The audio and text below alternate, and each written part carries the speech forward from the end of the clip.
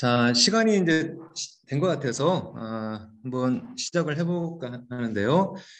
여러분 다 들어오셨죠?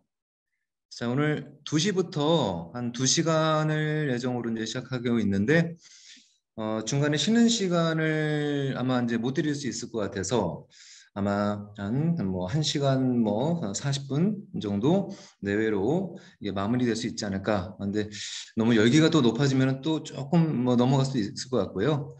자, 어, 제 강의를 시작을 하겠습니다. 자, 먼저 저는 저희 한국복지사이버대학교 경찰행정복지학과의 학과장을 맡고 있는 문제대 교수라고 합니다. 저는 오늘 우리 학교에서 여러분들을 위해서 이제 준비한 비교과 프로그램 중에서 여기 보시면은 이제 보고서 및 자기소개서 작성법을 주제로 오늘 강의를 진행하고자 합니다.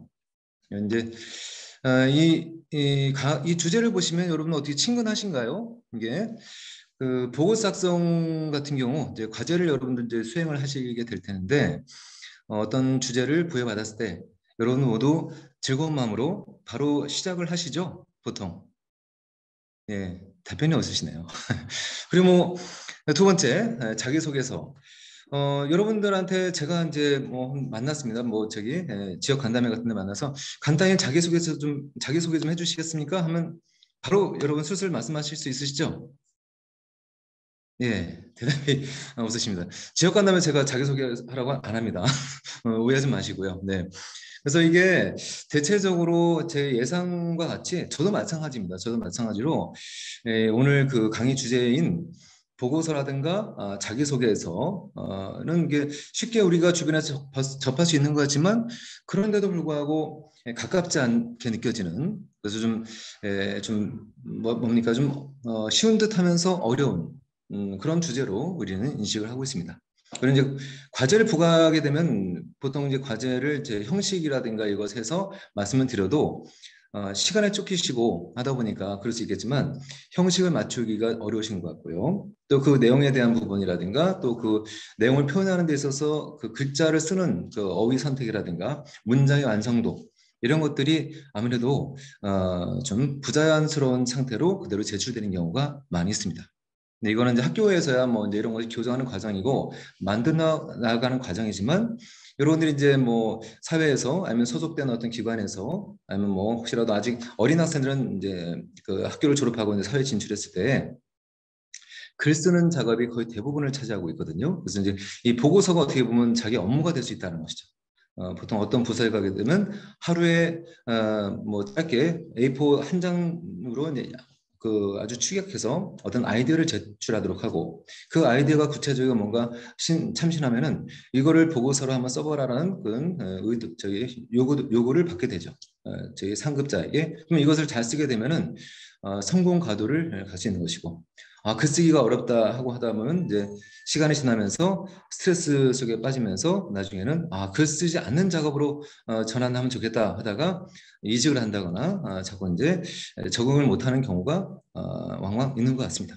그리고 자기소개서 같은 경우도 이 보고서를 쓰기 위한 어떤 업무를 보기 위해서 취업을 하기 위해서 아니면 어떤 사업을 어떤 따기 위해서 어떤 기관장의 자기소개를 간단히 할 때 아니면 뭐 취업을 위해서 제출하는 자기소개서를 작성할 때 그때 효과적으로 표현하는 사람과 그렇지 않은 사람은 확연히 눈에 드러나거든요. 거기에 따라서 1차 관문, 2차 관문으로 연결되느냐, 그렇지 않느냐의 문제가 발생할 수 있죠.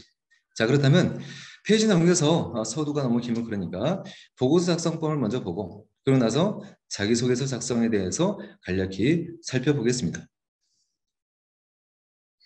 자, 우선 뭐 보고서와 자기소개서의 순서로 이제 진행됐고요. 먼저 보고서 작성에 대한 사항을 보도록 하죠. 보고서란 무엇인가라는 거죠. 이거는 뭐 우리가 이제 학교에서 여러분들께서는 우리 학교에 소속되어 있으시죠, 대부분이. 그렇기 때문에 그 수강 과목별로 어떤 주제를 부과하게 됩니다. 담당 교수님이. 아니면 여러분 중에서 어떤 주제를 선택해 가지고 제출하라라는 그런 경우도 있는데 그건 흔치 않습니다. 거의 대부분 어떤 주제를 부과하게 되면 그 문제에 대해서 관련된 조사를 하게 되고요. 그 조사된 어떤 자료들을 객관화하고 글을 써서 나중에 또 글을 또 잘 정리해가지고 제출하는 것이 바로 보고서이죠. 그래서 이거는 말씀드렸고요. 그리고 보고서의 종류가 이제 에세이 형식이 있고, 그다음에 실험 및 조사 보고서 형식이 있고, 또 학위 논문 형식이 있고 한데, 학위 논문 형식은 에세이 형식으로 준해서 보면 되겠습니다. 그래서 이제 여기 왼쪽에 나와 있는 부분은 인문 사회 쪽에서 사회과학 분야에서 보통 많이 쓴다라고 할 수 있는 부분이고요. 그다음에 여기 실험 및 조사 보고서는 자연계열 쪽에서 이렇게 쓰게 됩니다.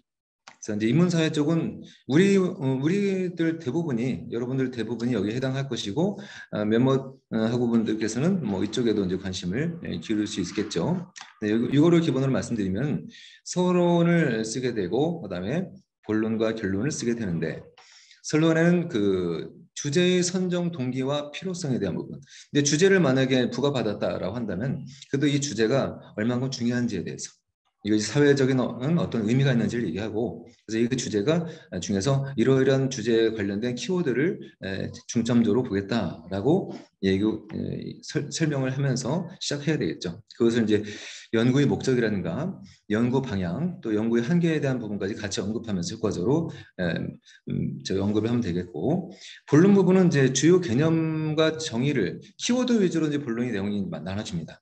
그래서 그 키워드에 대한 개념이라든가 키워드가 함축하고 있는 그러한 것이 어떻게 정의되고 있는지, 이것이 뭐 사회과학적으로, 사전적으로, 아니면 뭐 법률학적으로 이걸 좀 이제 볼 필요가 있겠고요. 그다음에 주제와 관련된 이론적 배경, 이 주제가 왜 중요한 사안으로 우리가 이것을 고민해야 되느냐, 이것이 언제부터 이 중요한 사안으로 이게 발전해 왔는지, 그런 이론이 발전해 나온 그런 배경이라든가 어떤 연역적인 측면까지도 우리가 살펴봐야 되겠습니다. 그리고 이제 그 주제가 담고 있는 어떤 한계, 이 주제가 현재는 우리 모두가 옳다고 봤지만 이러이러한 부분이 맹점이 있으니까 이 부분에 대해서 좀 보완이 필요하다라는 그러한, 이게 어떻게 보면 핵심입니다. 그것을 본론에서 꽃을 피워야 되겠죠.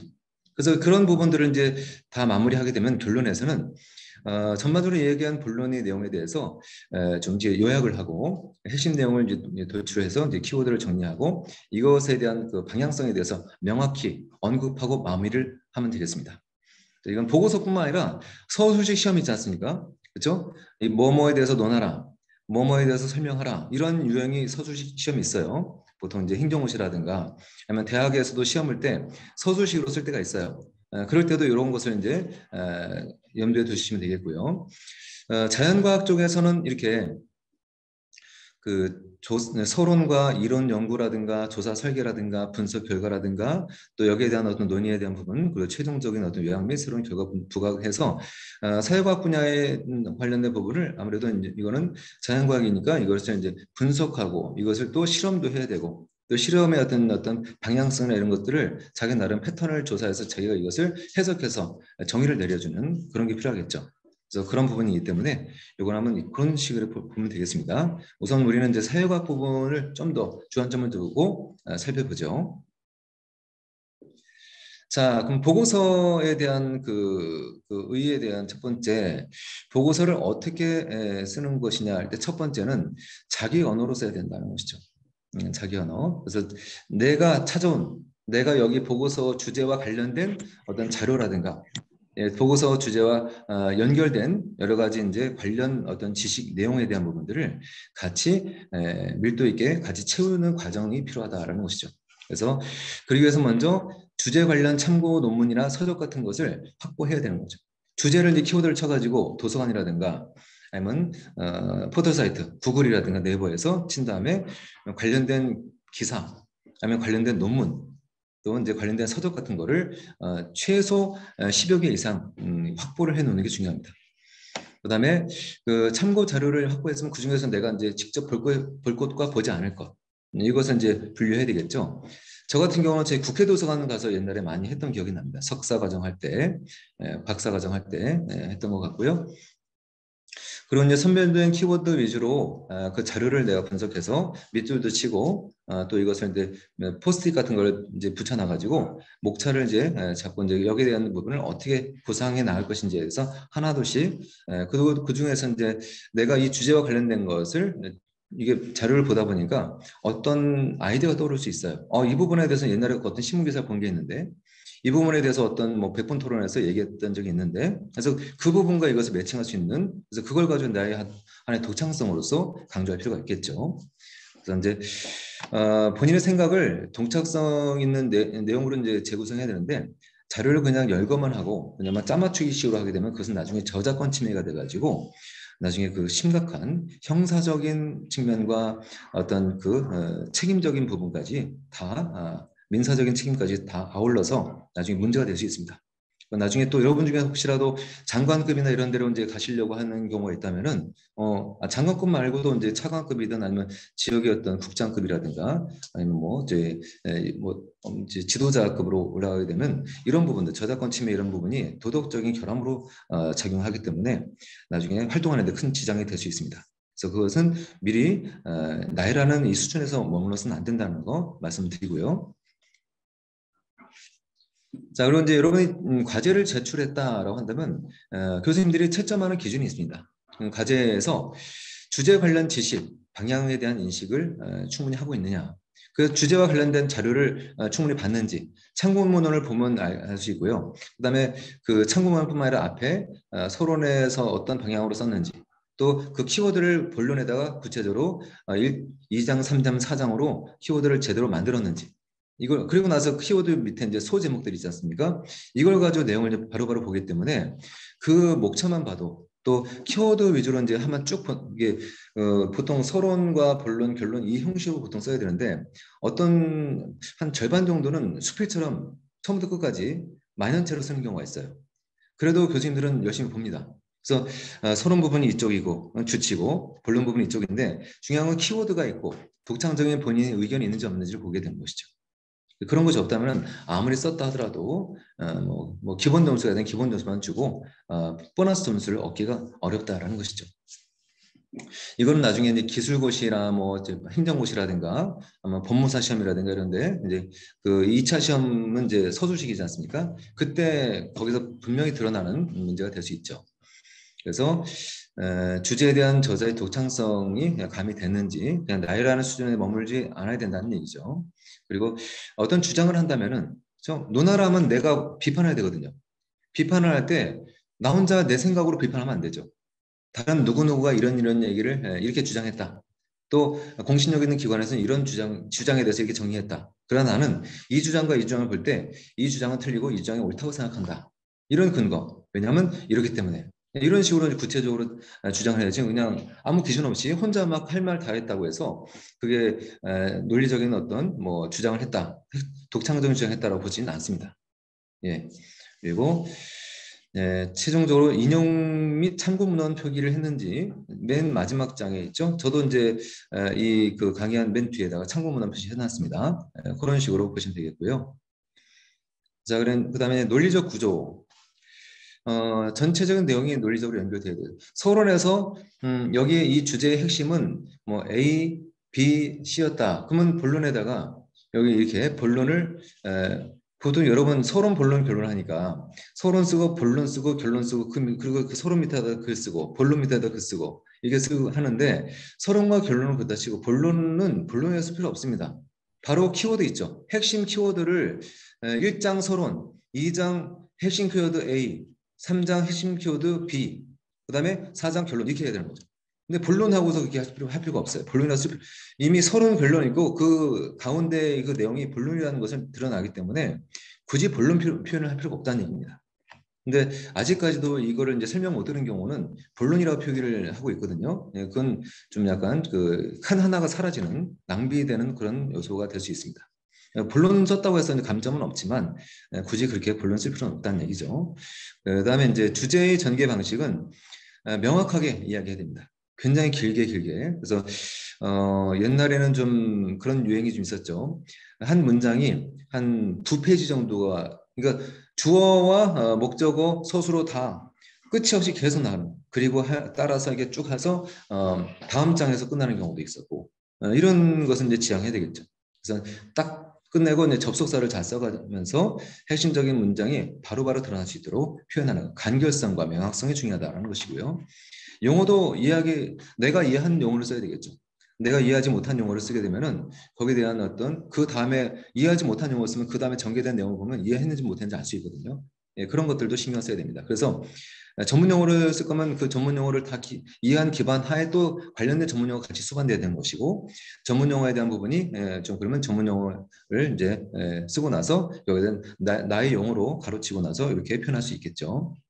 그다음에 나중에 이제 불필요한 내용을 소거하는 것은 뒤에서 이제 퇴거의 과정에서 이것을 또 말씀드리겠습니다. 그리고 객관성을 견뎌야 된다.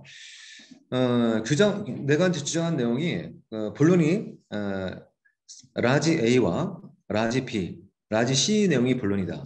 하면 라지 A와 라지 B와 라지 C의 내용을 좀 균형성 있게 이야기해야겠죠. 라지 A에 대한 부분을 한 2장 썼는데 라지 B는 반장, 라지 C는 3장, 3줄 이렇게 안 된다는 얘기죠. 분량을 비슷하게. 네, 그런 부분들 균형성과 또 그 내용을 주장하는 데 있어서도 좀 어느 정도 좀 감정적인 기복 없이 적절하게 표현할 수 있는 그런 기술적인 부분도 필요한 거예요. 자꾸 연습하면 됩니다. 그다음에 객관성을 담보할 수 있는 그런 게 필요하죠. 그것이 바로 그 글에 대한 신뢰성과 타당성에 대한 공감을 얻게 되기 때문이죠. 그래서 그러기 위해서는 주장에 대한 출처를 꼭 얘기해야 되고 누가 이랬다. 그리고 어느 책을 인용 표시를 한다거나 하면 되겠고요. 그다음에 그 주장에 대한 부분이 또 한 100년 전 주장을 지금 한다. 안 되겠죠.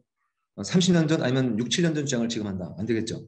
5년 전도 사실 그래요. 그래서 최근에 그 논의되고 있는 최근에 여러 이슈 있지 않습니까? 여러분 딱 떠오르는 이슈 있으시죠? 관심 분야마다 다르실 거예요. 저 같은 경우 우크라이나 막 떠오르고 부동산 가격이 막 폭등하는 거가 내려가는 그런 쪽에 좀 관심도 있고 그다음에 경찰행정복지과 소속이다 보니까 뭐이 경찰행정과 관련된 뭐 자격증이라든가 이쪽에 또 소속하신 학생분들에 대한 취업이라든가 또 여러 가지 진로 지도 아니면 뭐 공부하는 데서 어떤 정보를 드릴까 계속 고민하고 있거든요. 그런 키워드를 저는 염두에 두고 있습니다. 그래서 그런 것을 보다 보면은 그 시의성에 대한 부분이 그 주제에 대한 시의성이 이제 관심 가지고 보면 검색하다 보면 나오기 때문에 그거를 또 잘 집어넣어야 됩니다. 근데 주제를 부과하는 것이 최근의 이슈에 대한 부분을 가면서 얘기하라는 취지였는데 최근 이슈는 하나도 없고 다 사라지고 한 3, 4년 전 거 그냥 갖다가 긁어다 딱 해놨다. 아주 인상이 안 좋아지겠죠. 그렇죠? 여러분들이 만약 이것을 그 글을 본다면 굉장히 마음으로 상처가 될 것 같습니다. 그렇죠? 내 마음을 몰라준다. 이게 아니라 왜 이렇게 너무 바쁘신가 보네. 내가 도와드려야 되는데 못 도와드냐. 그래서 상처를 받는 거죠. 그렇죠? 네. 자, 예를 들어서 보고서의 주제가 이렇게 나올 수 있습니다. A와 B에 대해 기술하시오라고. 그렇죠? 여러분 각자 이 목차를 이 주제를 보고서 어떻게 써야 될지 여러분 좀 떠오르시나요? 한번 생각해 보시죠. 한번 한 10초 정도. 어떻게 여러분들이 이거를 해야 될까? 한 5초 더 드리겠습니다. 서론 본론 결론을 어떻게 구상할 것인가? 그냥 바로 다음 페이지 넘기라고 하지 마시고 한번 구상을 해보세요. 구상을 하셨습니까? 예, 시간상 뭐 여러 시간을 나눠서 하면 또 제가 자꾸 물어보고 할 텐데 그러면서 근데 이거 시간 관계상 넘기겠습니다. 어떻게 구성할까요? A와 B 한번 여기서 이제 그 글 쓰는 기능이 여기 있으니까 한번 보면은 A와 B 이 제가 물어본 취지가 뭐겠습니까? 물어본 취지가 보통 이거를 물어볼 때 그냥 A와 B 이게 딱 해서 그냥 이 주제만 내는 경우도 있어요. 또 A와 B를 설명하시오 라는 경우 있고 약술하시오 논하시오 그다음에 기술하시오 예, 서술하시오죠 서술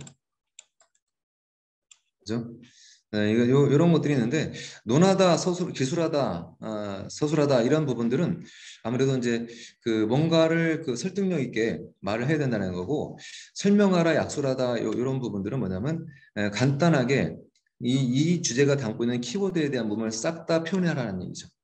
이거는 뭐 설명하면 뭐 A와 B와 관련된 중요한 이슈를 쓰고 또 중요한 이슈 중에서 또 어떤 뭐 여러 가지 학자들이 이런 얘기 저런 얘기 하는 게 있지 않습니까? 학설 같은 거 이런 학설 저런 학설이 있고 B도 이런 저런 학설이 있고 이런 식으로 그냥 관련된 내용을 다 집중적으로 설명하면 되는 겁니다. 여기까지 빠짐없이 잘 분량을 잘 정해서 논하라, 서술하라, 기술하라 이거는 뭐냐면 어떤 학자들이 어떤 그 뭐 다른 건 다 똑같은데 어떤 학자들이 주장하는 것에 대해서 얘기하고 거기에 대해서 또 공신력 있는 기관에서도 어떻게 얘기하고 있는지 이 세 개를 얘기하고 그 다음에 거기에다 내가 검토하는 비판 그거를 내가 검토하는 거죠.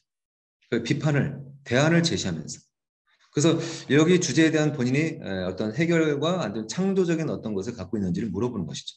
그런 거를 근거를 가지고 본인의 생각을 쓰면 됩니다. 네, 그런 거. 그래서 간단히 말씀드렸습니다. 나중에 기회 되면은 제가 이 자료 같은 거 따로 또 우리 같이 공부할 수 있는 시간 만들도록 하겠습니다, 여러분. 그래서 요거를 제가 만약에 이제 쓴다면 1장에다가 서론이라고 쓰고 그렇죠? 2장에다가 A에 대해서 쓰겠죠.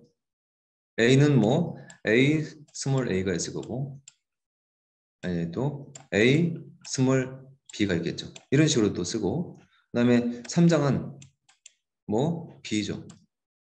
이것도 B 스몰 a, B 스몰 b 이렇게 관련된 핵심적인 내용을 쓰는 겁니다.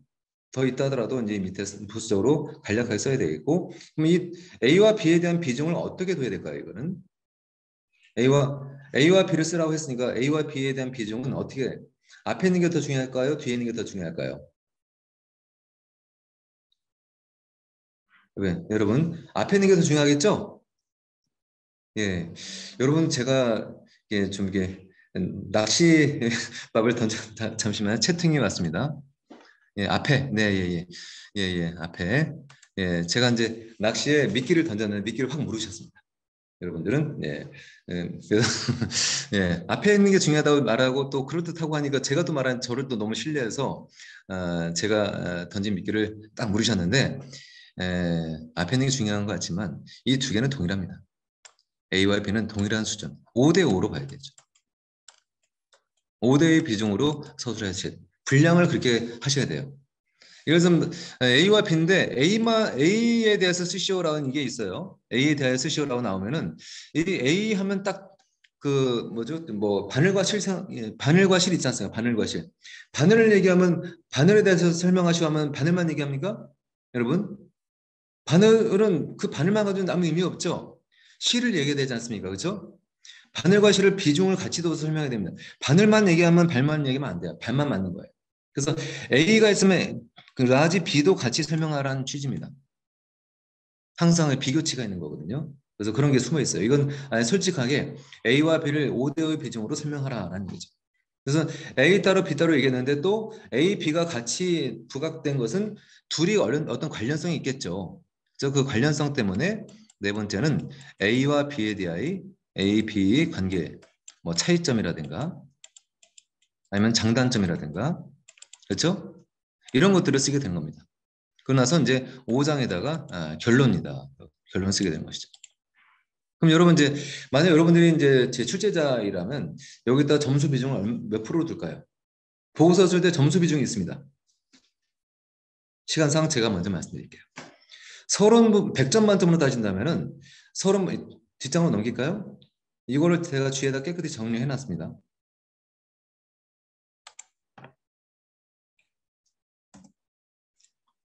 잠시만요.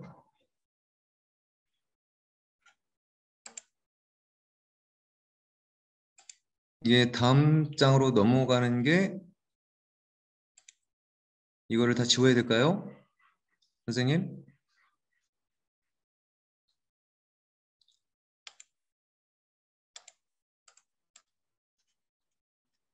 네, 뭐 썼더니만 이건 뒷장 있으니까 염려하지 마세요. 저 외주는 하지 마시고 뒤에 깨끗하게 정리되어 있습니다.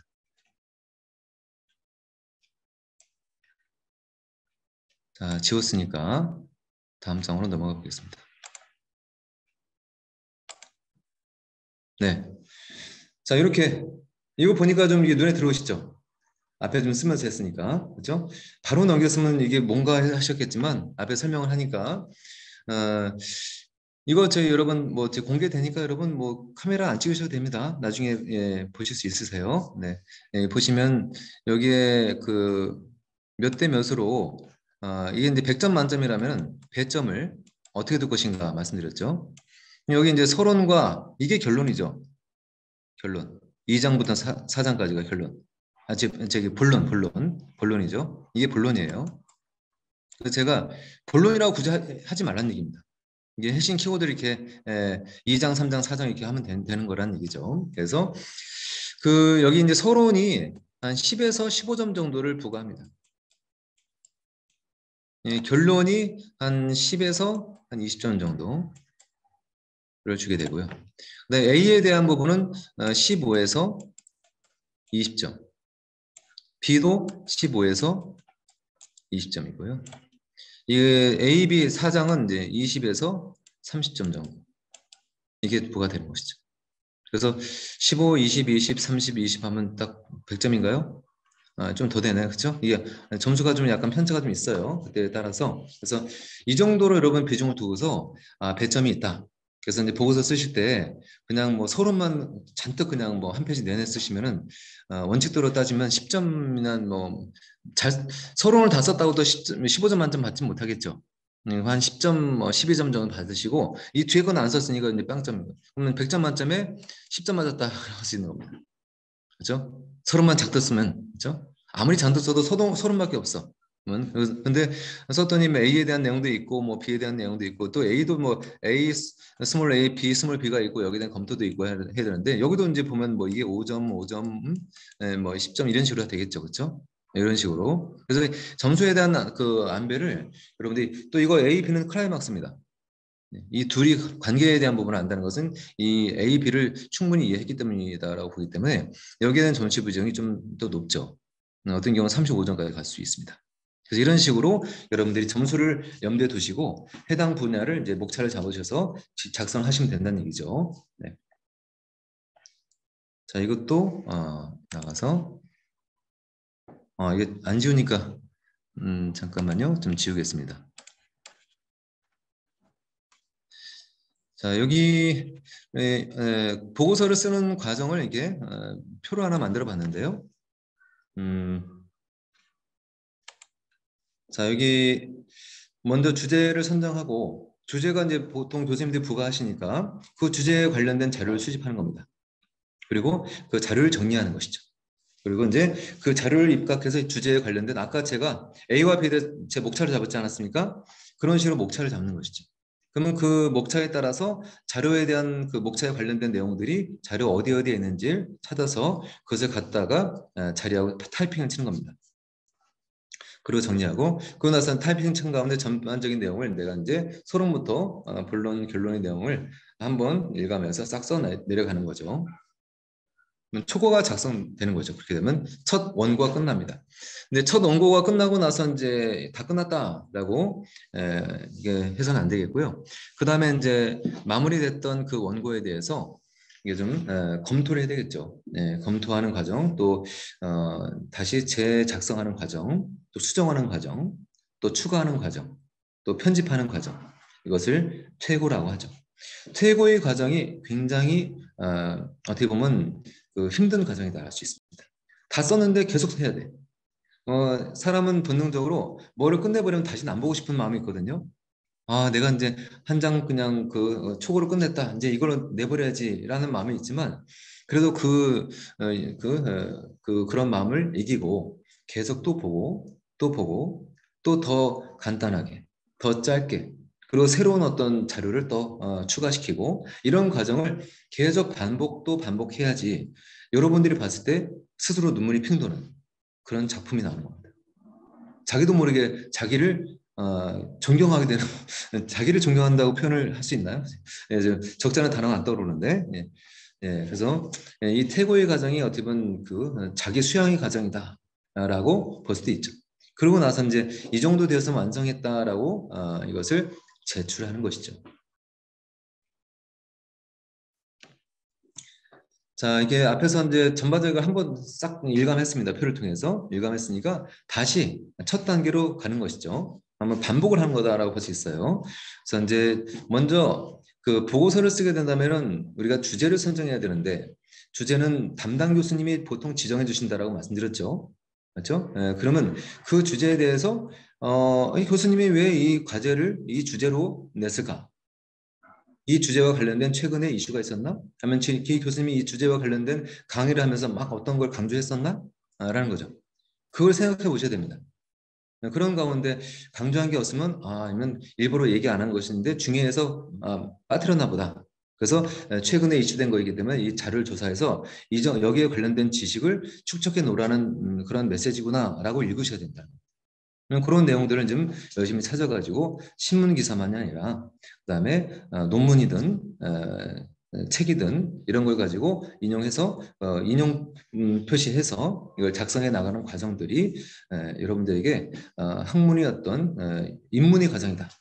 또 입문했으면 또 이걸 응용해서 또 다른 분야로 계속 뭔가 확장해 나갈 수 있는 그런 가능성이 열린다라고 할 수 있는 것이죠.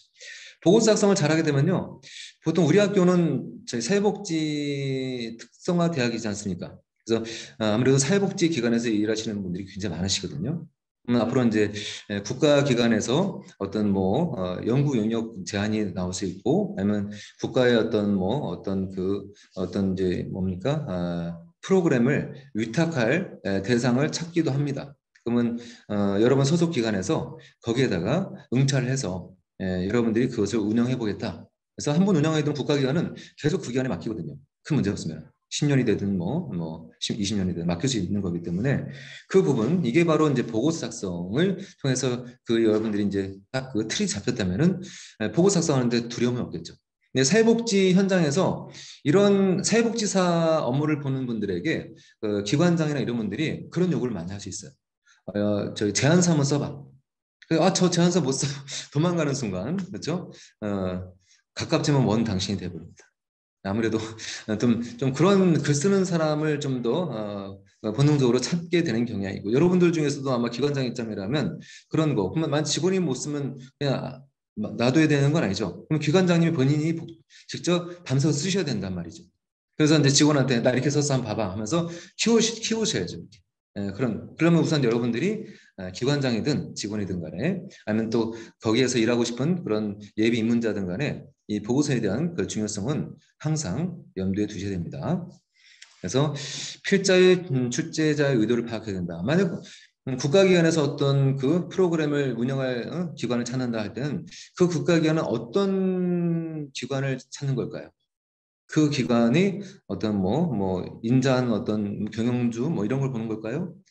여기에 대한 어떤 효과적인 운영 능력이 있는지, 또 연구진 아니면 기관 소속의 직원들이 역량이 어느 정도 되는지, 또 제일 중요한 건 기관장의 역량이 무엇인지 이걸 제대로 표현할 수 있는, 그러고 나서 이거를 그 기관장의 역량은 뭘로 볼 수 있습니까? 이력서로도 보지만 중요한 거는 보고서에 어떤 그 주제를 줬을 때 이건 우리가 이렇게 할 것이 저렇게 할 것이고 이런 식으로 운용할 수 있고, 그러면 아주 창조적인 그런 내용들이 들어갈 것이고요. 우리가 보고서 작성에서 얘기했던 그런 과정들을 반복하다 보면 아주 양질의 그런 연구 용역 제안서가 나올 수 있겠죠.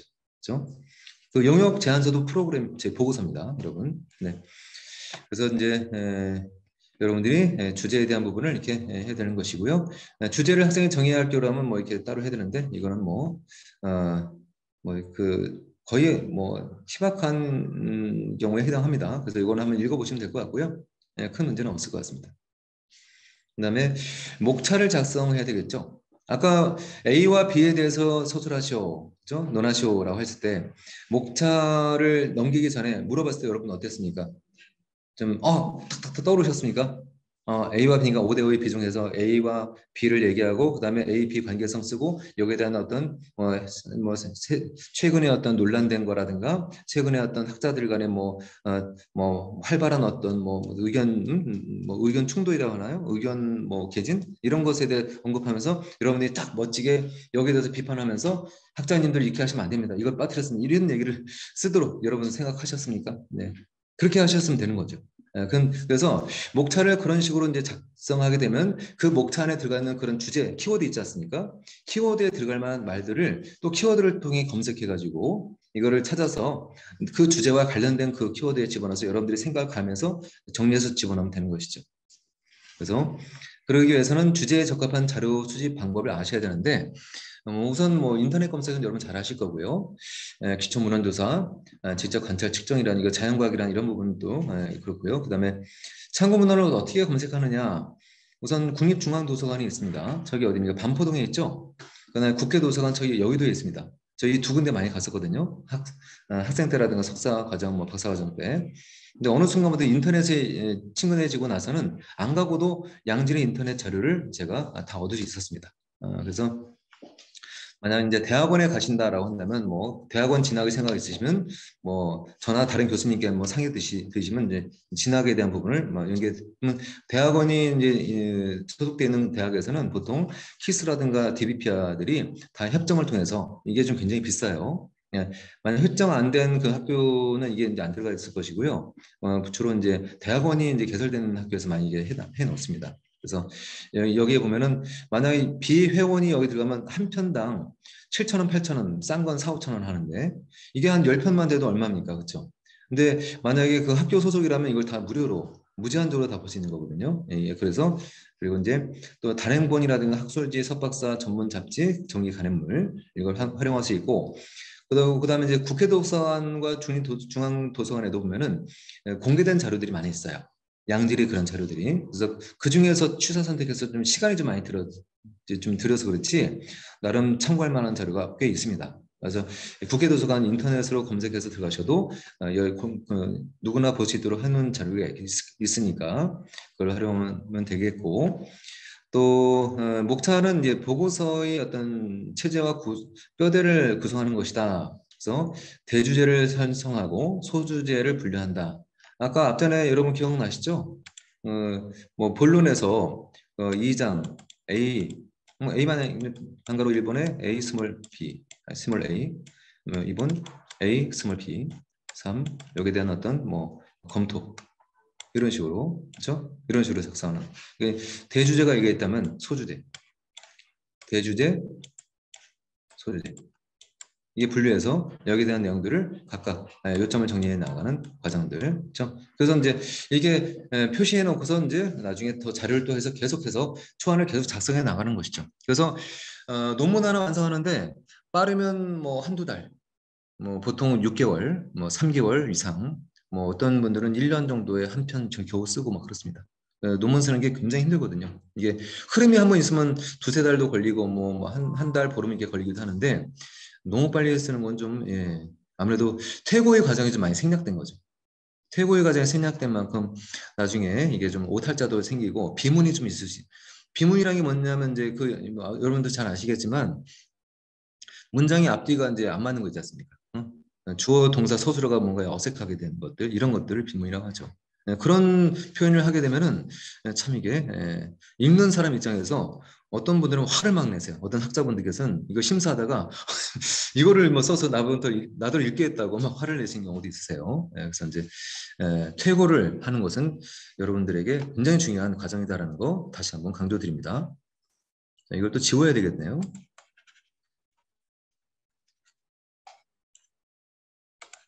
페이지 넘겨서 자, 자료의 검토 및 정리. 목차를 구성했으니까 자료를 재검토하는 이유가 뭐냐? 목차 안에 들어갈 내용들을 정리하는 겁니다. 그래서 이제 예를 들어서 어떤 그 책을 이렇게 보다가 책이 있으면 1장, 2장, 3장 있지 않습니까? 거기에 이제 포스트잇으로 붙여놓는 거예요.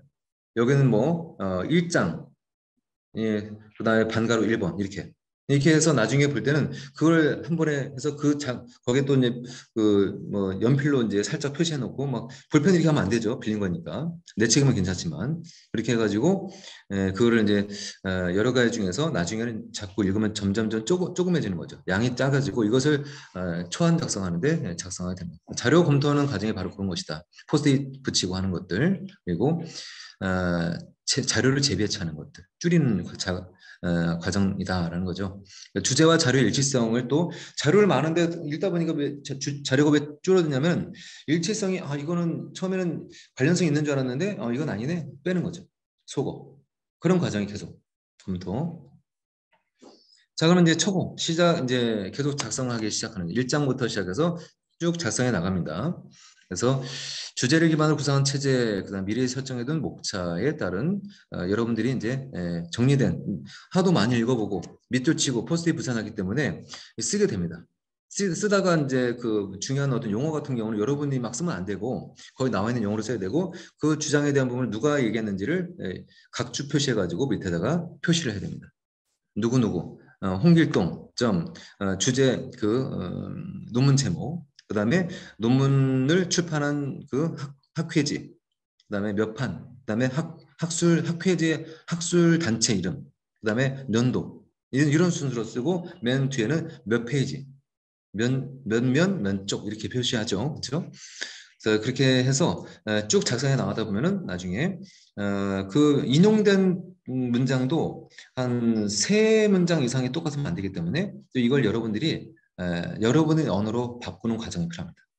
엄청난 시간이 필요해요. 그래서 초고 작성한 다음에 수회에 걸쳐 수정 보완 과정이 필요하다는 얘기죠. 그것이 이제 물론 뒤에 퇴고의 과정으로 연결된 것이죠. 퇴고의 과정. 그래서 그 퇴고는 초고에 대한 재검토인데 주제에 적합한 내용으로 이루어졌는지를 한 번 더 보는 것이다. 그 다음에 통일성 있는 어떤 문체를 가지고 주제에 일관되게 쭉 서론부터 본론과 결론이 문장의 어떤 표현과 방향성에 대한 부분이 일치되고 있는지 라는 거. 논리성이 바로 이제 그 일치성에 대한 그리고 또 어떤 근거를 제대로 이제 제시하는지에 따라서 논리성에 대한 뭐 확증이 정도가 달라집니다. 그다음에 문장 표현은 정확하게 해야 됩니다. 명확하게 길게 표현하면 안 돼요. 간단 명료하게 표현할 수 있는 방법을 항상 생각해야 되죠. 그래서 이게 한 3문장으로 3줄로 문장이 됐는데 이거를 2줄로 줄여야 되는데 항상 그 3줄 때문에 계속 버스 타고 다니면서 지하철 타고 다니면서 그 3줄을 어떻게 할까 하면서 연필도 하고 줄 쳐놓은 것을 위에다가 좀 적어서 다른 걸로 표현도 해보고 그렇게 그런 과정들을 매 그 장마다 그런 약간 내가 마음에 안 드는 그런 부분이 있어요. 그런 부분을 표시해가지고 계속 수정 또 수정을 해 나가는 거죠. 그러고 나서 다시 또 반영하죠. 그럼 반영한 것을 다시 출력해요. 그것도 그 읽다 보면 또 이상한 부분을 또 주쳐서 그 외에다 또 수정하는 과정들이 계속 필요한 것이죠. 그러다 보면 이제 간결성과 가독성에 대한 부분이 계속 가미가 되고, 그렇죠? 문장은 계속 업그레이드 되겠죠. 그다음에 글쓰기는 이렇게 끝없는 사고의 과정이 필요하다. 끊임없이 그 문장에 대한 것, 그 주제에 대한 것, 그각 세부적인 표현에 대한 부분도 어떻게 표현하면 더 매끄럽게 사람들이 읽을 것인가 이런 과정들. 그래서 어떤 논문을 보면 제가 쓴 게 아닌데 감동스러운 논문이 있어요. 시도 아니에요. 시도 아니고 소설도 아닙니다. 근데 논문인데 보고 있다면 이게 누구지 이분? 이분 누구야? 물론 앞에 이름이 있는데 그렇죠? 이게 궁금한 거죠. 그런 글이 또 있습니다.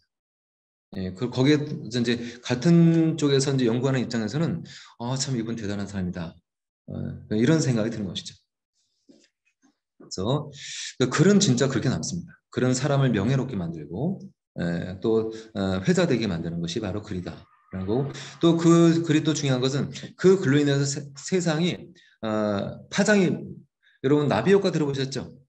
카리브해 그 밑에 보면은 아마존 밀림 있지 않습니까?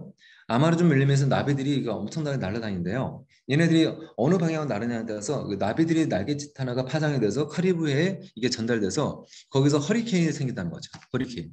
그 허리케인 생기면 이제 미국 남부 쪽으로 올라가가지고 완전 초토화시키지 않습니까? 버진 어디입니까? 저기 플로리다주 쪽이라든가 뭐 이런 쪽을 그런 것처럼 글 하나가 세상에 던지는 파장이 굉장히 크다는 거. 여러분, 저도 이제 전에 한번 논문을 한번 썼는데 그 논문 주제가 어떤 것과 좀 어떤 그 헌재의 어떤 판결과 맞닿아 있어가지고 그 판결이 내리기 전에 거기에 대한 예측과 거기 관련된 핵심적인 내용을 썼더니 굉장히 많이 인용이 됐던 기억이 나요. 근데 참 전 그 혼자 굉장히 버거웠고 두려웠습니다.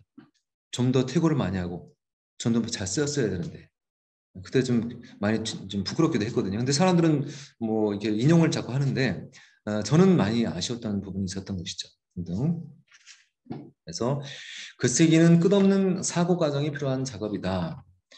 주제가 복잡 미묘할수록 이 복잡 미묘한 것을 간단 명료하게 하는 과정, 반복적인 생각과 그런 과정이 연속적으로 있어야 된다는 거.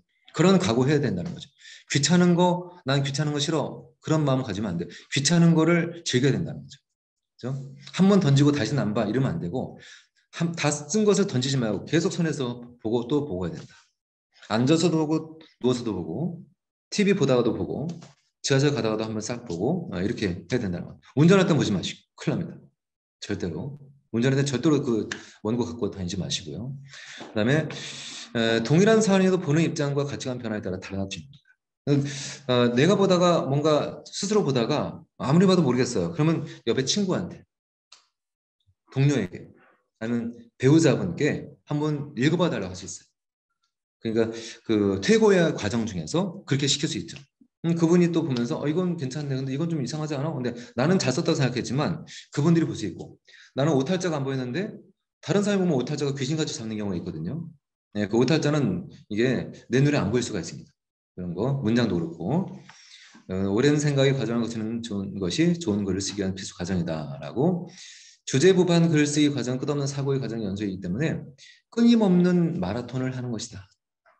이런 각오 없이 글을 쓴다라는 것. 물론 여러분에게 부여되는 보고서는 그렇죠? 여러분들이 아무래도 대학생의 신분이시고 물론 뭐 각 분야에서 뭐 전문 분야를 뭐 이끌어 가시는 분들 계시고 그러겠지만 이 대학생의 신분은 평균적인 대학생의 신분을 염두에 두고서 내는 거기 때문에 그 정도만 하셔도 되겠지만 그러나 여러분 각자 또 요구도가 다르지 않습니까? 그러면 거기에 맞춰서 여러분들이 이 보고서에 대해서 나름 욕심을 내셔서 이런 과정을 거칠 필요가 있다는 얘기죠. 혹시라도 보고서 썼는데 이게 뭐 나름 이게 논문 쓴 것처럼 이게 잘 썼다.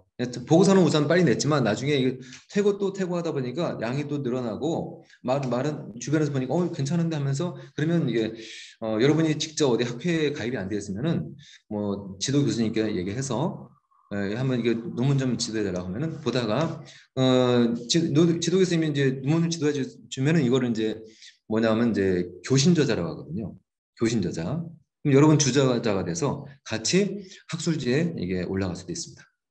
이렇게 되면 또 여러분 또 이제 석사 과정도 들어가고 하면서 또 학문이라는 것은 나이를 구애받지 않고 하는 것이 학문이거든요. 최근에 연세대학교 이제 김영석 교수님 여러분 아시죠?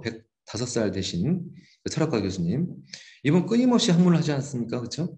지금 그분 제 글을 보면서 제가 많은 감동을 받고 있는데 그러려고 하는데 쉽지는 않아요. 네, 네, 여러분들도 저와 같이 이렇게 가면 좋겠다는 욕심이 또 순간 드네요. 네, 말씀드리다 보니까. 자, 이 정도 말씀드리고. 왜 태고가 필요한가? 문장이 단락 순서가 맞지 않는 경우도 있고요.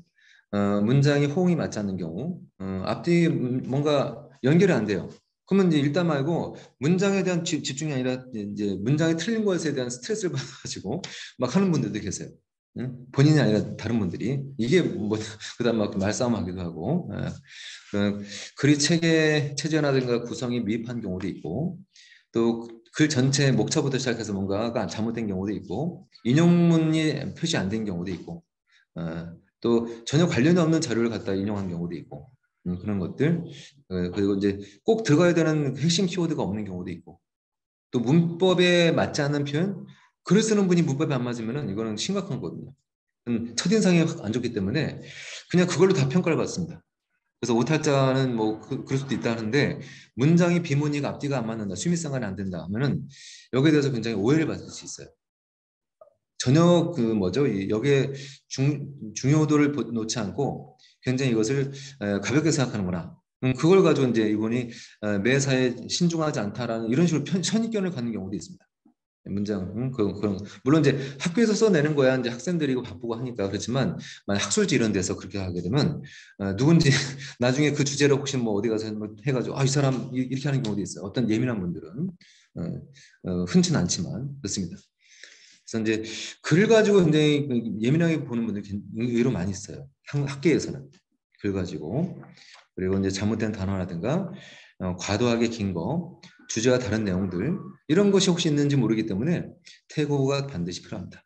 이거 그대로 있는 상태에서 제출되면은 이게 내 이름이 계속 따라다니는 것이죠. 자, 태고의 방법은 제가 좀 그림을 그렸는데 어, 지우기도 하고 또 지우는 만큼 또 첨가하기도 하고 또 앞에 있는 것을 뒤로 뺄 수도 있고 그렇죠? 어쨌든 뭐 순서를 재별할 수 있습니다. 그 다른 걸로 또 자료를 대체할 수 있고 표를 뭐 그림으로 대체할 수도 있고 이렇게 여러 가지를 방법적인 측면을 다양하게 여러 할 수 있고요. 태고가 왜 중요하냐 정리를 하게 되면 뭐 대부분의 사람들이 그 글을 고쳐 쓰는 걸 굉장히 귀찮아한다는 거죠. 그러면 그렇기 때문에 대부분의 사람들이 글을 써서 뭔가를 하지 못하는 거죠. 예, 귀찮아하는 것을 하지 않고 계속 해 나간다면 그런 분들은 글로서 성공하는 분들을 볼 수 있습니다. 제 뒤에 이제 세 분의 유명한 분이 계세요. 그 누구냐면은 베르베르. 여러분 아시죠? 베르베르 처음 들어보시나요? 개미. 해밍웨이 들어보셨나요? 네. 예. 그 빅토리 유고라고 들어보셨습니까? 빅토리 유고. 레미제라블. 처음 들어보십니까? 네, 뒤에서 그림도 보시면 아실 겁니다. 네. 글을 쓰는 과정에 대한 부분 얘기하다 보니까 그다음에 고치는 과정을 생략한 글은 미완의 글이다. 분량에 많거나 중요한 글일수록 퇴고의 과정은 더욱 중요하고 완성하기 전까지 계속된 퇴고의 과정이 필요하다는 거죠. 자, 이 개미라는 책이 엄청난 밀리언셀러를 일으킨 바가 있습니다. 꽤 오래전이었어요, 이게. 저도 이걸 읽었었는데 엄청나게 재밌습니다. 완전 빨려 들어가요. 개미를 통해서 이제 세상을 표현하고 있는데, 그래서 이분이 이제 그 이거를 120번을 넘는 개작의 과정을 거쳐서 12년이 걸렸습니다. 12년. 소설 하나 쓰는. 이분도 소설가니까 뚝딱 하면 나오는 줄 아시죠? 전혀 그렇지 않습니다, 여러분. 그리고 해밍웨이 노인과 바다. 해밍웨이 아시죠? 이분이 그 노인과 바다를 그 최종 완성하는데 400번 이상 퇴고를 했습니다. 제가 아까 설명드린 거 퇴고의 과정이죠. 한 번 읽고 나서 초안을 한 번 읽고 나서 밑줄 찍고 이거 이상한데 이거 한 번. 그다음에 거기다 이상하니까 그 위에다 뭐 쓰고 나 다시 입력하죠. 그거 다시 뽑아서 읽고 이상한데 밑줄 이게 두 번이에요. 이런 과정은 400번 하고 400번.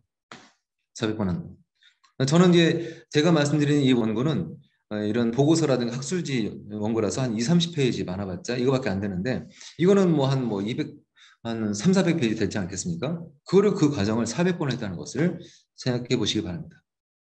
그리고 레미제라블, 빅토르 유고.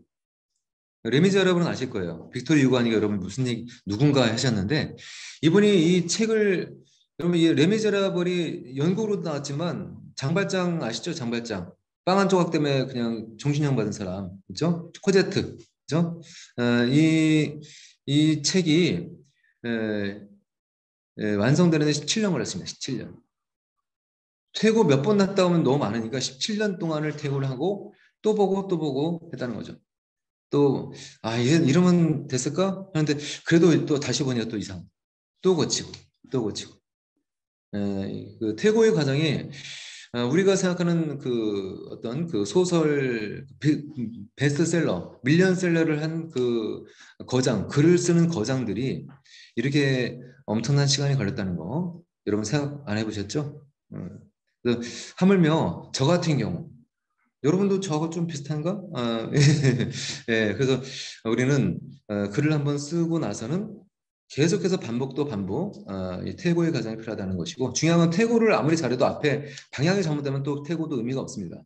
말씀드린 관련 주제에 대한 자료를 수집하고 정리하고 목차를 작성하고 목차에 맞춰서 여러분들이 거기에 주제에 걸맞는 내용을 써 나가는 초안의 과정들이 제대로 이루어졌을 때 그러고 나서 퇴고의 과정이 필요하다는 얘기죠.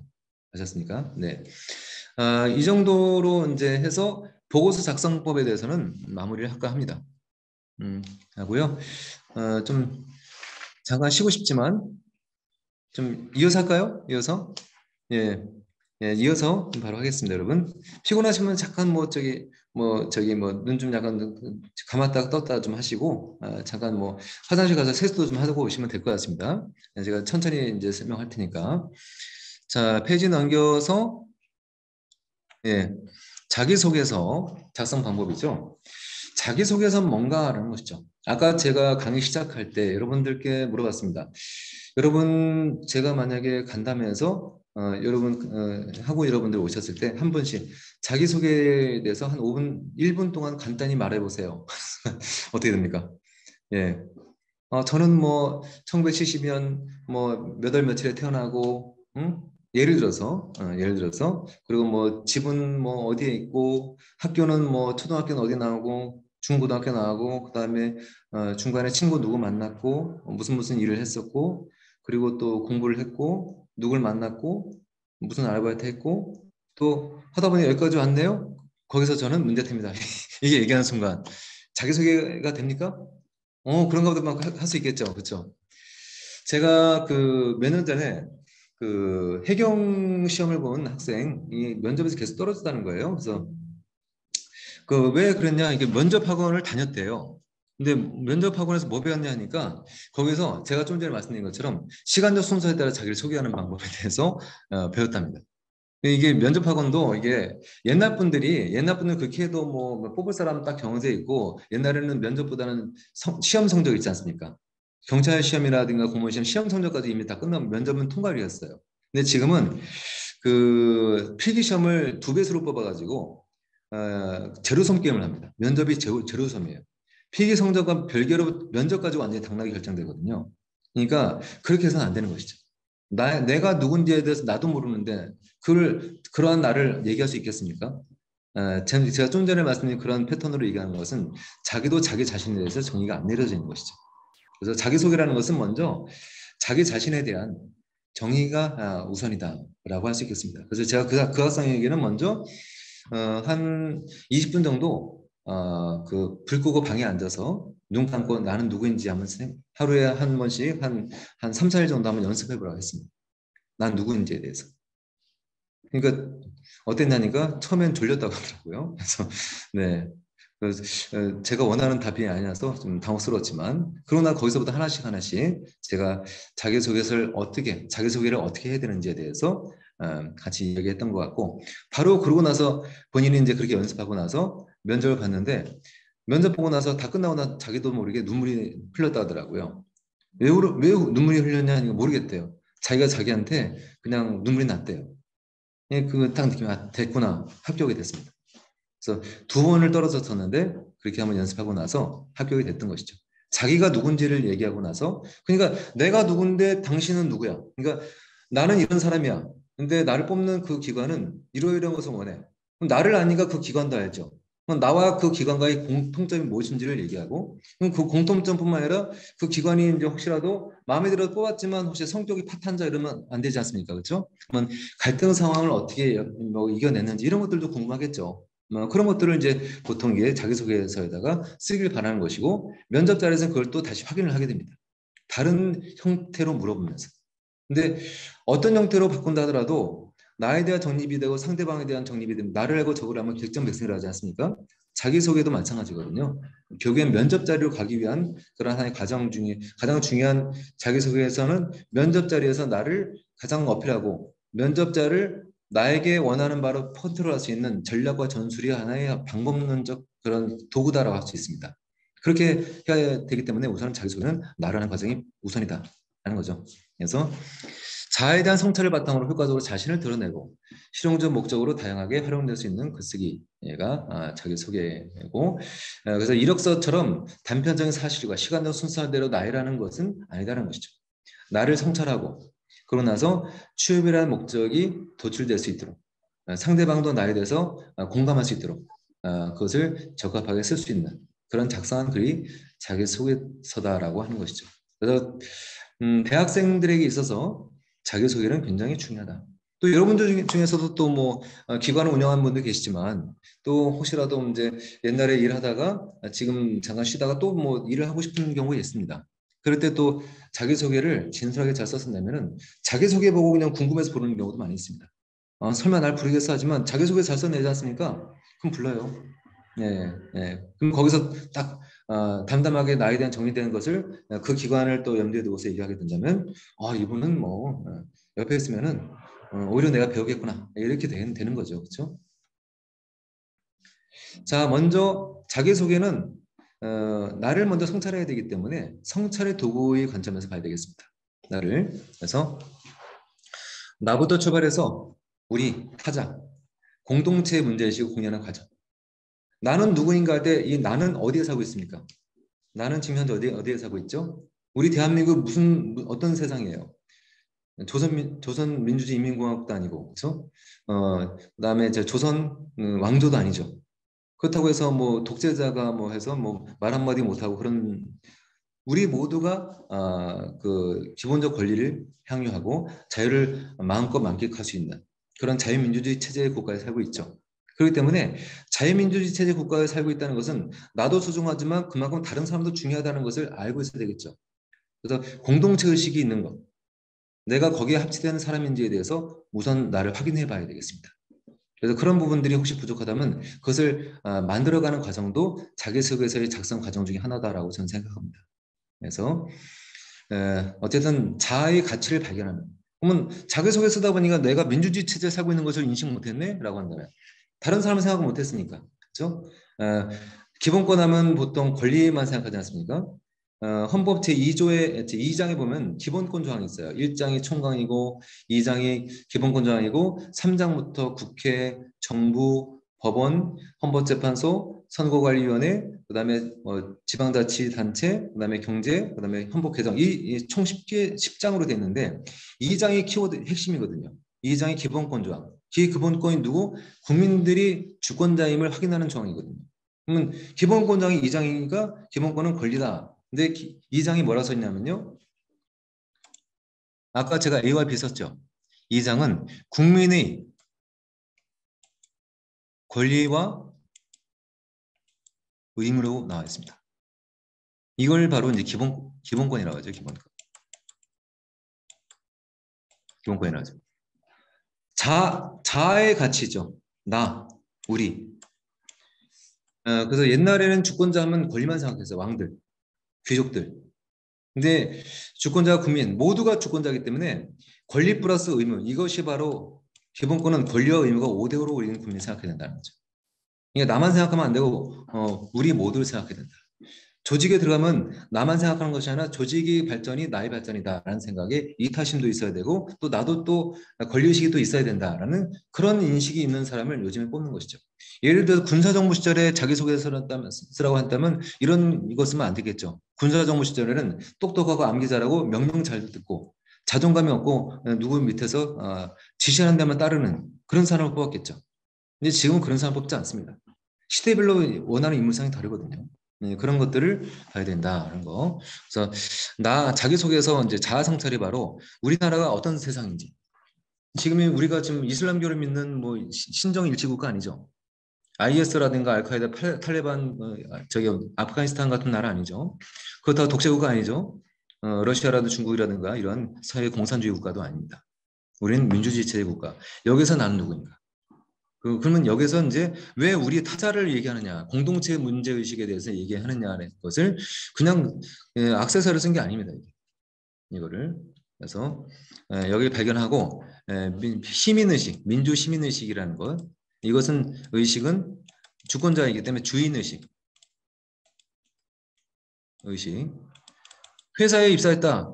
나는 이 받을 만큼만 일하겠다가 아니라 회사에 들어간 순간 나도 여기에 일원이다.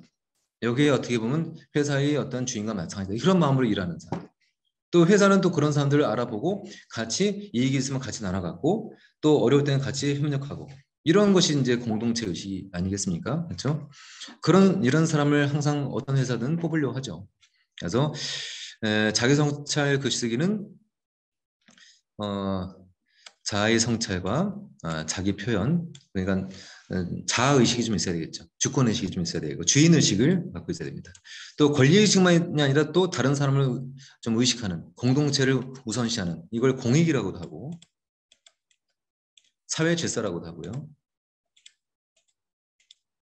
국가 안보라고도 하죠. 뭐 이런 것들을 그런 가운데 공동체 속에서의 개인 또 나도 소중한 거죠. 나는 불사르고 다른 사람만 이건 예수 그리스도 십자가에 못 박혀서 내가 대속하겠다 이것이지 여러분들한테 그런 걸 원한 건 아니죠. 그런 분들한테 뽑았더니 직원들이 거래업체하고 만났을 때 제가 다 양보할게 직원을 누가 뽑겠습니까? 그렇죠? 네, 그건 또 안 되는 거죠. 그렇죠? 그래서, 그래서 이제 경험적인 생활 서사, 자기 탐색, 자기 서사 등의 입장을 강조하는 그런 자기 성찰의 글쓰기다라고 할 수 있겠습니다. 이건 지워야지 되네요.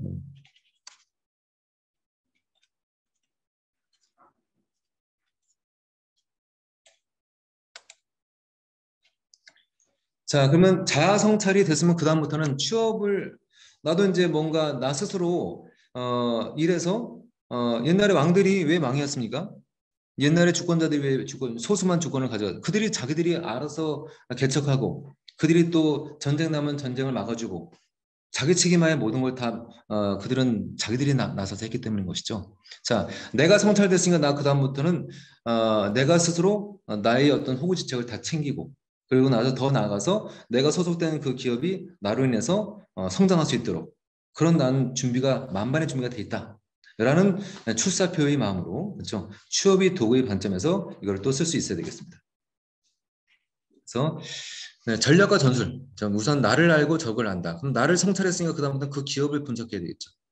그 기업 이제 홈페이지 가면 그 뭐 처음에 설립 정신이라든가 여기서 주력 상품이 뭐고 매출이 어떤 정도 되고 그다음에 이 기업이 해당 그 품목 그 시장에서 어느 정도 비중을 차지하고 있는지 이 기업이 뭐 해외에는 지출했는지 국내 시장은 어느 쪽에 편중됐는지 이걸 한번 보는 거죠. 그러고 나서 이런 거 그렇네. 근데 나는 왜 굳이 기업을 또 선택하는지. 엄청나게 잘 나가니까 그 선택한다 수도 있고, 근데 이 회사가 가능성이 있는데 발전하지 못하고 답보 상태에는 내가 그것을 하고 싶다는 욕망으로 지원할 수도 있는 것이고요. 이런 걸 어필할 필요가 있는 것이죠. 이제 어떤 캐릭터는 내가 만들기 나름입니다. 정해진 정답이 있는 게 아니에요. 그래서 자기소개서는 취업을 위한 필수 요소이기도 하고 원하는 취업처에 입사하기 위해서는 상황 및 단계에 따라 작성 내용이 달라진다. 그래서 대기업에 들어갈 때는 거기에 맞는 또 중소기업에 들어갈 때는 거기에 맞는 그 대신 거기에 대한 분석이 뒷받침돼야 되겠죠. 그래서 내가 여기서 어떤 강점이 있다. 여기 기업에서 내가 성장할 수 있는 어떤 그런 역할을 할 수 있다라고 한다면 나의 어떤 면 그걸 또 부각시킬 수 있어야 되겠습니다. 그래서 기업이 원하는 인재상을 효과적으로 드러내는 인재의 형임을 드러내야 그 인재라는 것을 드러내야 될 것이고 이거는 또 자기 성찰과는 조금 더 다른 텍스트로 접근할 필요가 있다. 또 어휘도 그 기업이 원하는 그런 전문 용어를 좀 쓸 필요가 있는 것이죠. 네, 그런 것들.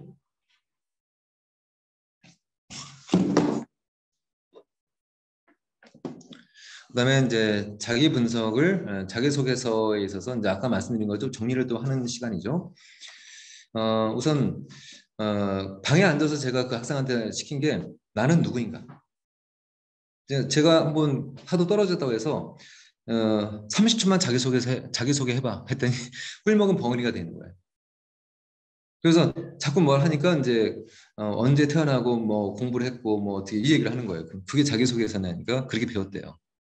그러니까 이제 이 학생들은 뭐 어떻게 생각했냐면 면접은 예상점을 달달달 완기해서 가서 하면 된다. 또 그래서 자기소개서를 쓰는 것은 이 학생 같은 경우는 이제 경찰직 시험을 필기를 합격했잖아요. 그러니까 이거는 어떻게 보면 이력서만 제출하면 되고 자기소개서 이런 것보다는 뭡니까? 시험 점수 가지고 면접장으로 불러내기 때문에. 그래서 그 자기소개서를 쓰는 기회가 사실 없었다고 볼 수 있습니다. 그럼 어떻게 보면 면접장에서 자기소개서를 쓴다는 마음으로 자기소개서를 이미 한 단계 쓰고 나서 안 썼어도 쓰고 거기에 입각해서 질문에 대한 부분을 자기소개서를 기반으로 답변을 해야 된다는 거죠. 그게 안 돼 있었다. 자기소개를 나를 어떻게 정리할 것인가. 왜냐면 나는 어떤 신념, 이 신념도 그 어떤 회사에서 신념이 뭐니까 물어봤어요. 저요? 저는 원수를 사랑하라입니다. 뜬금없이. 기독교 정신은 좋죠. 근데 그 회사에서 입장에서는 그럼 저기 신학대에 가지고 왜 여기 왔어? 신념을 얘기할 때는 그 회사하고 뭔가 연결고리가 되는 그렇죠? 이거를 이제 연결해서 얘기할 수 있어야 되겠죠. 그런 것들. 좌우명도 마찬가지예요. 좌우명은 뭐니까 솔직하자. 거짓말하지 말자. 또 그거 끝나면 안 되죠. 좌우명을 물어보는 것은 우리 회사와 너의 그 생각과 연계에 있는지를 물어보는 거 아니겠습니까? 가치관도 마찬가지예요. 그냥 뚝 이것만 물어보는 거 단답식으로 하고 이제 면접 한번 보고 잘 봤다 하고 나와서 연락이 안 와. 그냥 그렇게 계속 반복되는 겁니다. 그리고 왜 지원하는가? 왜 지원하는가? 아까 말씀드린 대기업체를 지원할 때의 그 막 방향성과 중소기업을 지원할 때의 방향성. 내가 지원 동기가 다르죠. 나는 중소기업에 들어 내가 대기업만큼 키울 수 있는 그런 성장 동력이 있다고 생각하는데 왜 이게 안 돼? 난 그것을 하고 싶다. 난 도전정신이 있다.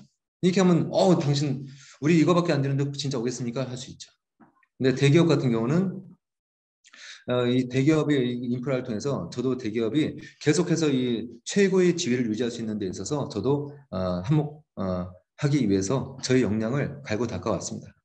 대기업을 통해 이 모든 저희 구성되어 있는 인프라를 저도 누리면서 만족함 속에서 행복감 속에서 이걸 계속해서 유지할 자신이 있습니다. 이렇게 또 말하면 되겠죠, 그렇죠? 그다음에 이제 대기업인 경우는 또 다른 경쟁 글로벌 기업이 있으면 그 기업에 대한 어떤 대안이라든가 그 기업의 약점을 우리가 어떻게 치고 들어갈지 이런 것에 대한 것을 가지고 들어가게 된다면 우리가 같이 일할 수 있겠구나라고 보는 것이죠. 그다음에 뭐 중소기업이든 아니면 개인 회사든 간에 방향에 따라서 우리가 나를 만들 수 있는 그러니까 언제든지 나에 대한 성찰이 되었으면 그것은 어렵지 않습니다. 1분 동안 나를 얘기해 보세요도 충분히 어렵지 않습니다. 여기서 물어보는 건 이 회사에서 원하는 것은 실무적인 것을 원하는 것인지 아니면 뭐 상담을 원하는 것인지 아니면 뭐 중재자를 원하는 것인지 뭐 이런 것에 따라서 그 부분만 강조하면 되는 것이죠. 또 많은 사람들이 같이 있는 것인지 아니면 뭐 혼자만 있는 것인지에 따라서 강조할 수 있는 게 인하를 강조할 것인지 전문성을 강조할 것인지 능력을 강조할 것인지 이게 다 중요한 것이죠. 근데 뭐 한두 명만 일하는데 전 이날이 좋습니다. 이것만 중창 강조하면 이제 암기해서 왔구나라는 의심을 가질 수 있는 거죠. 거기서 그런 강조할 필요가 없는 거거든요. 당연히 중요한 거고 그리고 내가 한 단계 성장할 수 있었던 계기는 무엇인가 뭐 이런 걸 한번 생각해 봐야 되겠죠. 이건 뭐 면접장에서 물어볼 때는 가장 기억에 남는 경험이 뭡니까? 가장 어려웠던 일을 극복한 것이 있다면 거기에 대한 소감을 얘기해 보십시오. 라고 물어볼 수 있겠죠. 그것은 이제 당신 마음에 드는데 우리 회사 들어왔을 때 혹시라도 약간 상급자가 뭐 약간 갑질을 조금 할 수 있고 아니면 동료 중에서 이제 개성이 강한 동료가 있다면 서로 이제 감정적인 어떤 이게 거리가 생길 수 있는데 그거에 대해서 어떻게 해결할 수 있는지 또 만약에 회사가 휘청휘청하거나 하면 예측 불허의 어떤 문제가 발생했을 때 놀라서 도망가는 사람인지 이걸 보는 것이죠.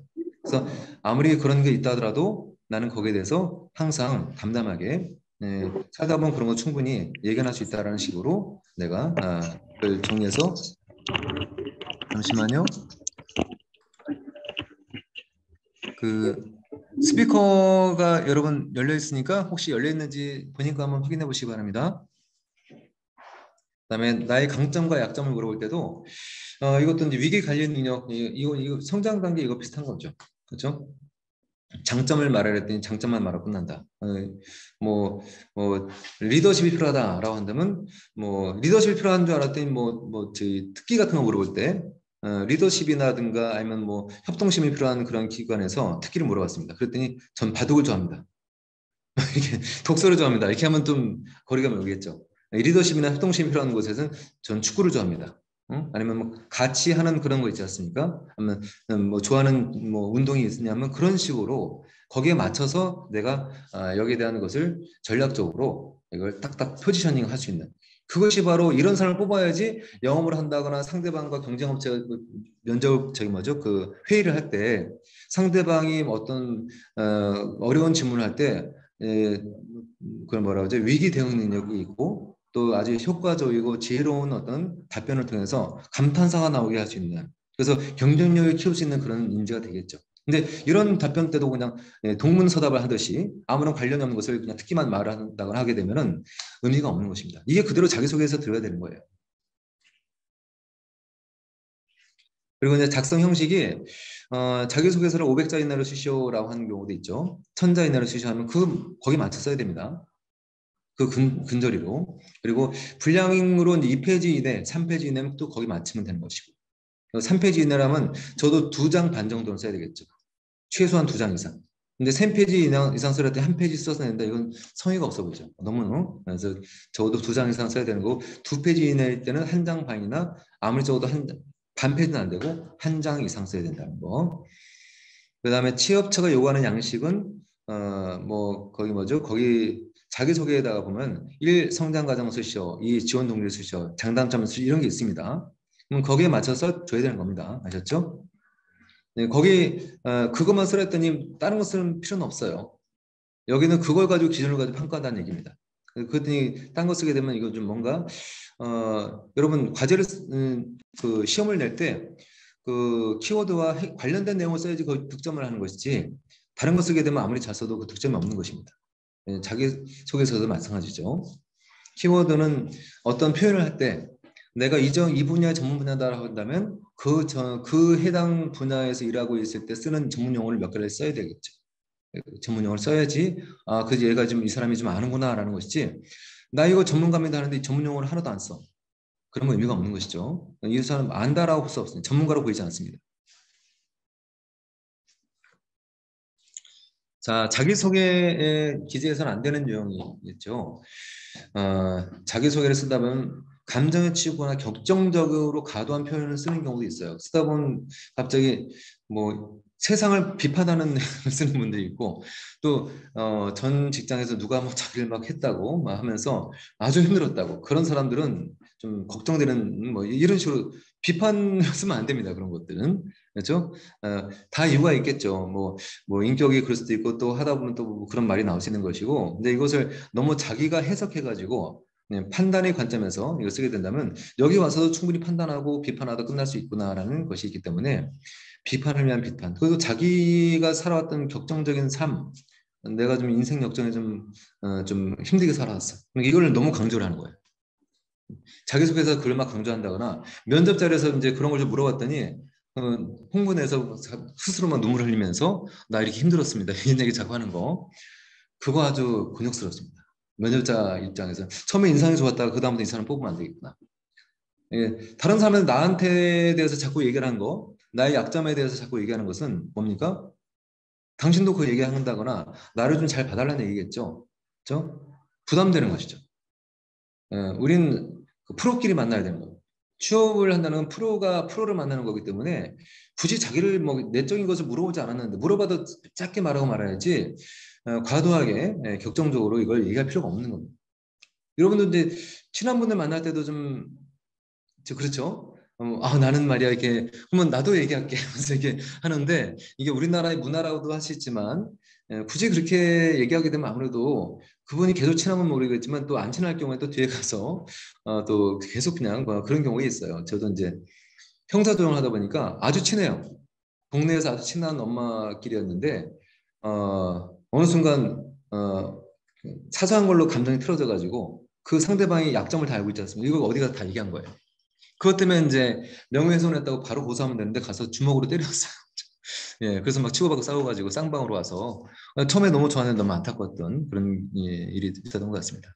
자, 이건 좀 나갔는데, 그래서 이게 그 개인적인 측면에서나 그 자기소개서를 쓰는 입장에서나 면접장에서나 아니면 뭐 여러 이제 뭐 학교든 직장이든 이런 데서는 이 자기소개만이 아니라 감정에 치거나 내 사적인 것을 너무 이게 얘기하는 거 이것은 상대방에게 어떤 분들은 좋아할 수 있지만 일반적으로는 부담스러워한다는 것이죠.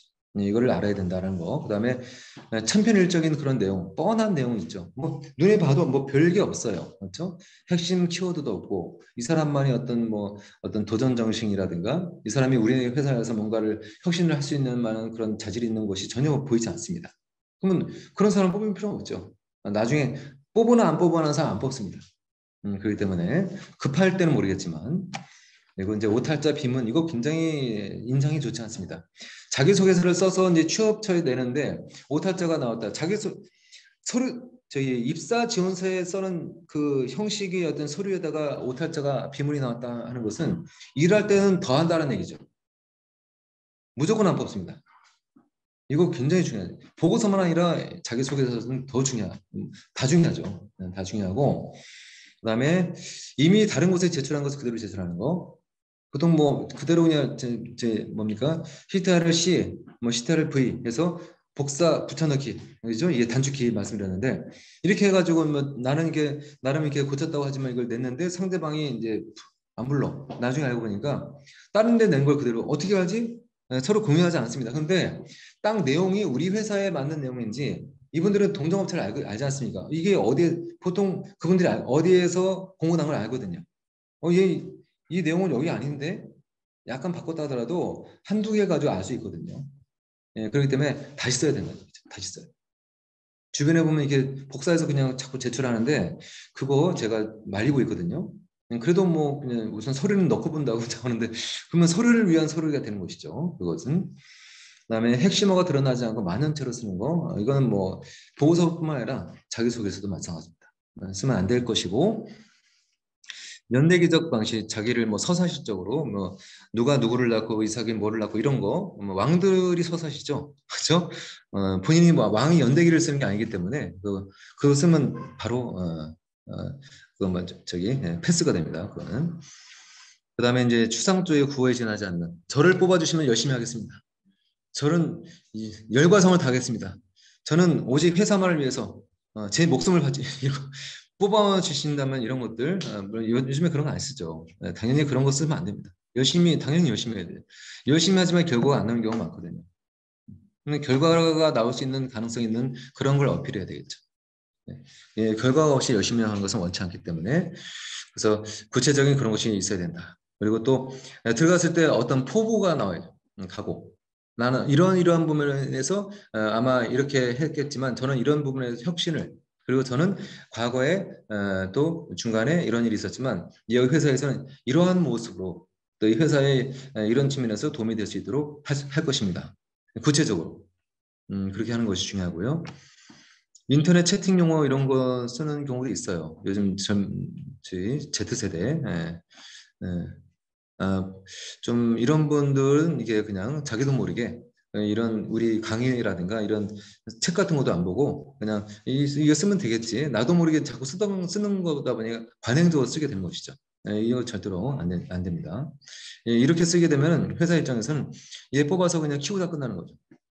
말도 못하고 막 그럴 수 있는 거고 이거 이런 용어를 쓴다는 것은 이게 아무래도 권리의식이 너무 높구나 또 이게 사회성에 대한 이런 감각이 좀 떨어진다라고 이제 굉장히 이제 강력하게 추정이 되는 그런 대목일 수 있습니다. 그래서 이제 자기소개서는 취업처의 특성을 우선 파악했고 취업처에 어떻게 내가 기여를 할 것인가 이거를 강조해야 되겠죠. 강조하려면 그 취업처 그 나를 뽑고자 하는 그 포지션이 해야 되는 일들이 뭔가 있을 겁니다.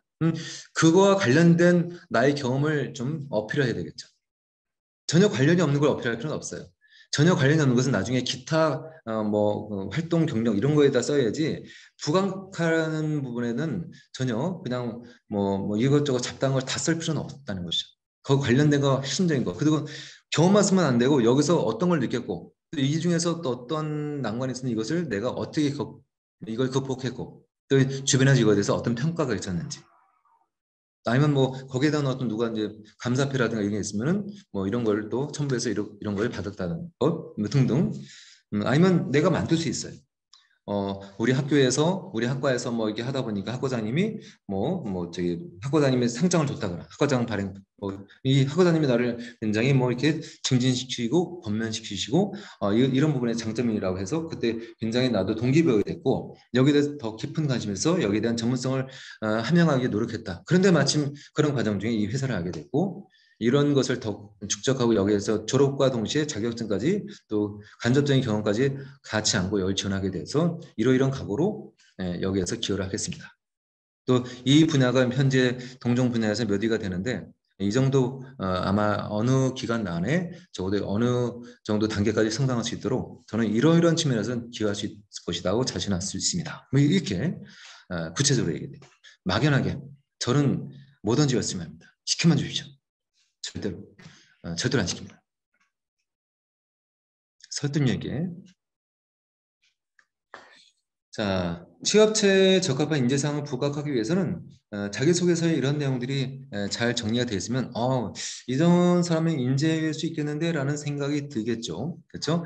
우선 키워드 중심. 핵심적인 그 뭡니까? 지원 동기라면 왜 지원했느냐는 거죠. 이 회사가 뭐뭐뭐 하는데 뭐뭐뭐 하는 회사니까 나에게는 어느 뭐뭐뭐 어떤 특성이 있고 또 이러한 것을 가지고 이런 계기가 있어서 여기에 대한 그래서 우연이 아니고 그냥 공고 나서 묻지마 지원 이게 아니라는 것을 해야 되는 것이죠. 그 이제 키워드를 잘 정리하는 거. 그다음에 개성 있는 문체. 그래서 이제 많은 사람의 그 지원서를 읽다 보면 뭐 비슷하면 좀 집중적으로 안 보거든요. 그러면 그 표제어에다가 뭐 일과 일과 그 가정과 일을 함께 사랑하는 그래서 가정에서 그 가정에서 일을 하지만 그다음 가정도 더 중시하면 이런 건 좀 단어로 이제 뭔가 이게 좀 특색 있게 나는 일만 하겠습니다. 이건 믿지 않거든요. 그럼 가정의 파탄 이거 이제 그렇지만 또 가정보다도 직장을 중시하지만 또 가정도 행복하게 이런 것을 뭔가 이제 단어로 할 수 있는 게 있을까? 그렇지만 그 누구나 너무 또 이게 그 특색 있게 하려고 하다 보면 굳이 그 특색 있게 표현하지 않아도 되는 부분을 특색 있게 표현하려고 노력하다 보면 또 이게 또 약간 넘치게 느껴질 수 있습니다. 그래서 이제 항상 개성 있는 문체에 대한 부분은 그때 우선 저 같은 경우는 주제를 만약에 여러분들이 가져온다면 같이 그걸 고민을 해볼 것 같아요. 그래서 혹시라도 여러분들 중에서 지원서라든가 자기소개서를 쓸 일이 있으시면 혼자 쓰시다가 만약에 막히신다, 뭐 지도교수님께 한번 여쭤보시고 지도교수님이 또 바쁘시다, 그럼 저한테 한번 연락 주시죠. 저도 이제 일정에 맞으면 거의 맞춰서 같이 한번 보는 걸로 하겠습니다. 자, 회사 양식에 맞게 회사 양식이 있으면 회사 양식에 맞춰야 되겠죠. 양식이 있는데 굳이 다른 걸 쓴다면 어디 썼던 걸 냈구나라고 보겠죠. 그리고 이제 핵심 사항을 간결한 게 중요한 것이죠. 간결하게. 긴 것은 보지 않는다. 그다음에 회사 직무에 대한 이해도. 그래서 내가 지원한 이유가 뭔가. 또 이 직무는 이러한 것이고 나는 이러이러한 직무에 있어서 해당 직무와 관련된 어떤 경험이 있다. 거기에 대한 것을 그 근무 경험뿐만 아니라 자격증이라든가 뭐 아니면 그쪽에 일하는 사람과 계속 교류를 해가지고 간접적인 경험을 해서 충분히 거기에 대해서 낯설지 않다. 이런 식으로까지 할 수 있겠습니다.